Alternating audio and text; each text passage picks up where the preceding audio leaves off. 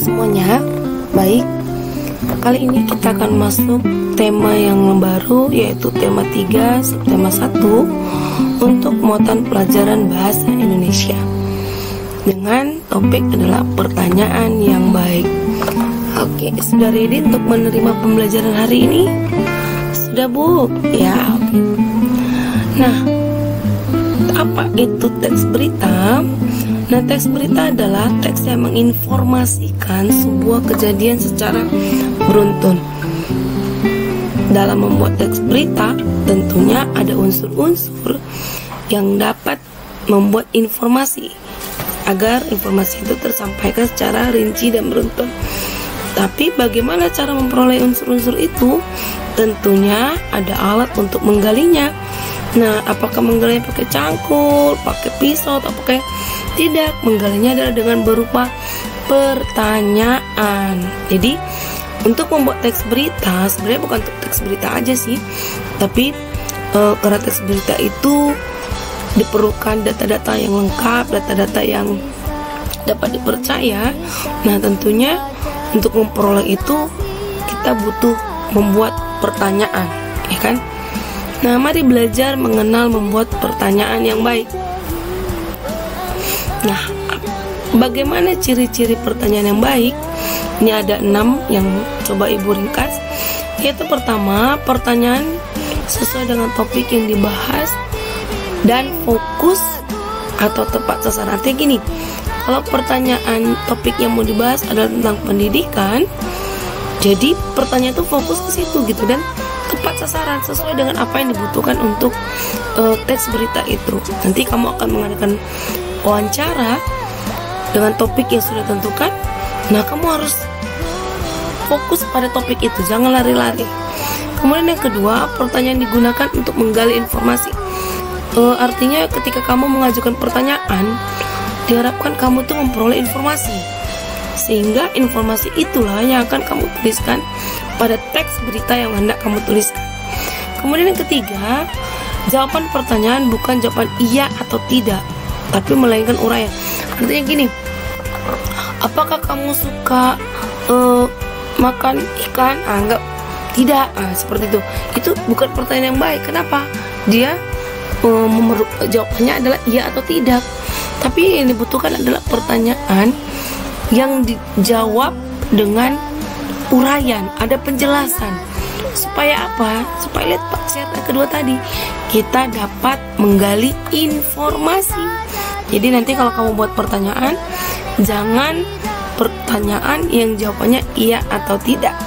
Kemudian yang keempat, pertanyaan satu dan pertanyaan lainnya saling berkesinambungan.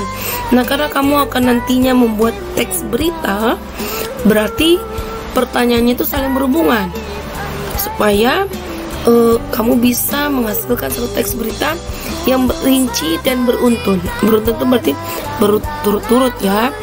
Kemudian yang kelima, kalimat tanya digunakan diawali dengan kata tanya dan diakhiri dengan tanda tanya. Artinya gini, ketika kamu membuat pertanyaan, itu awali dengan kata tanya. Nanti Ibu akan jelaskan kata tanya itu apa-apa aja. Dan ini sangat penting, ini sepele, itu diakhiri dengan tanda tanya. Jadi kalau kalimat tanya itu harus ada tanda tanyanya. Kalau kalimat perintah baru tanda seru, ya kan? Kalimat berita baru dengan tanda titik. Nah, ini karena membuat kalimat tanya, jadi harus ada tanda tanya. Nah, yang terakhir, kalimat tanya disusun sesuai dengan ejaan bahasa Indonesia. Artinya gini, diperhatikan kalau di awal kalimat pasti huruf kapital, apalagi huruf kapital.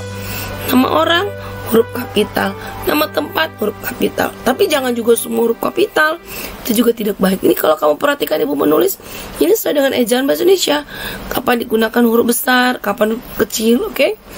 Baik, kita akan coba gali satu persatu kata tanya yang biasa yang digunakan. Itu sering dikenal dengan 5W tambah 1H, atau dikenal dengan adik Simba. Oke, mari kita lihat ya. 5W 1H ini yang biru. Kita hitung W-nya ada berapa nih? What ini 1, where 2, 3 when, 4 who, 5Y, pas 5 ya, 5W. 1, 2, 3, 4, 5. Terus tambah 1H, itu how. Nah, kalau bahasa Indonesianya itu adik Simba. A, di, tambah ke adik. Si, ini si ya, Simba. Oke? Ya, adik Simba. Jadi, apa, di mana, kapan, siapa, mengapa, bagaimana. Dan ingat, tadi katanya, kata tanya tadi gimana? Ditulis di awal ya, karena katanya diawali. Oke?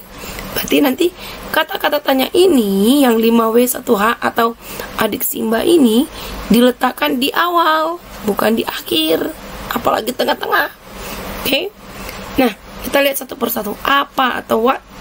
Ini digunakan untuk menanyakan peristiwa yang terjadi, atau menanyakan benda, menanyakan sesuatu, dan pengertian yang memerlukan penjelasan. Ingat ya, pertanyaan yang baik itu tidak jawaban yang iya atau tidak, tapi memberikan penjelasan, uraian atau informasi. Ini contohnya.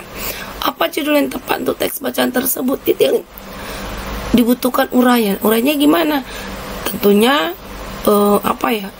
membaca dari keseluruhannya. Oke. Kemudian di mana atau where. Oke. Digunakan menanyakan tempat terjadinya peristiwa atau hal. Nah, di mana kamu membeli perlengkapan pertanyaan tersebut? Saya membeli perlengkapan pertanyaan tersebut di warung hijau. Nah, ini menjawab ini yang disebut dengan menjawab lengkap.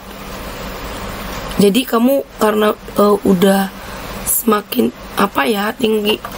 tinggi tingkat kelasnya, mari belajar menjawab lengkap. Jadi jangan di mana kamu beli perlengkapan pertanyaan tersebut, warung hijau, nggak gitu lagi. Tapi kamu belajar menjawab lengkap.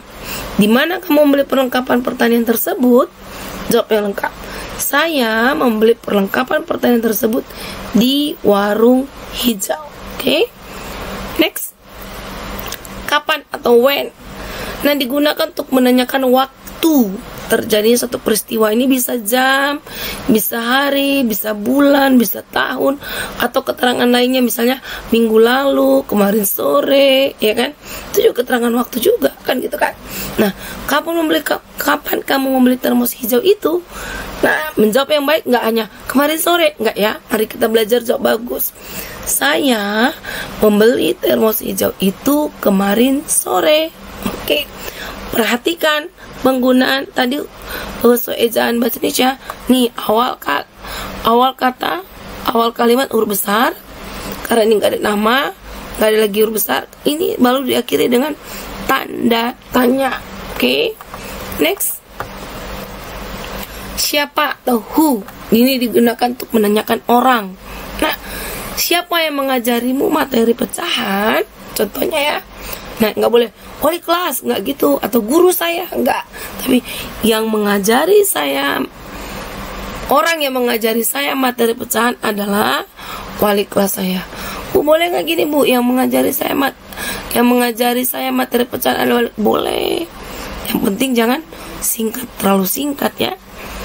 Oke, next. Mengapa atau why digunakan untuk menanyakan alasan atau sebab terjadinya suatu hal atau peristiwa. Contohnya, mengapa kita harus menyirami tanaman setiap hari? Jawabannya alasan. Kata menanyakan alasan kan? Nah, alasan kita harus menyirami tanaman setiap hari adalah agar tanaman tersebut dapat tumbuh subur, ya kan? Oke, next. Bagaimana atau how digunakan untuk menanyakan suatu cara atau proses atau kondisi tertentu. Contoh, bagaimana cara agar saya naik kelas dengan nilai yang baik?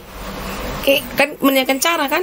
Nah, cara agar saya naik kelas dengan nilai yang baik adalah tekun belajar dan mengulang pelajaran yang telah lewat. Oke, Ibu rasa bisa ya? Nah, ini tugasnya sedikit ya. Oke, ini kamu akan membuat pertanyaan dengan menggunakan kata-kata tanya tadi. kamu akan buat 5 pertanyaan dari setiap teks. Misalnya di halaman 25 itu ada teks ya tentang Nina dan keluarganya. Nah, nanti kamu baca, tapi ingat pertanyaan itu harus ada jawabannya. Jadi kamu akan tulis soal, kamu akan buat pertanyaan, lalu kamu akan buat juga jawabannya. Jadi ibu bisa cek apakah jawaban pertanyaan itu adalah benar, pertanyaan yang baik. Contoh, ini pada teks halaman 25 itu teksnya begini. Nina dan keluarga suka menanam berbagai macam tanaman. Ada banyak jenis tanaman di pekarangan rumah Nina. Tanaman-tanaman itu tumbuh subur. Ada berbagai macam tanaman berbunga. Misalnya bunga mawar, bunga melati, bunga matahari, dan bunga sepatu, bunga kembang sepatu maksudnya, dan sebagainya. Oke? Nah, kamu boleh buat pertanyaan. Yang pertama, misalnya,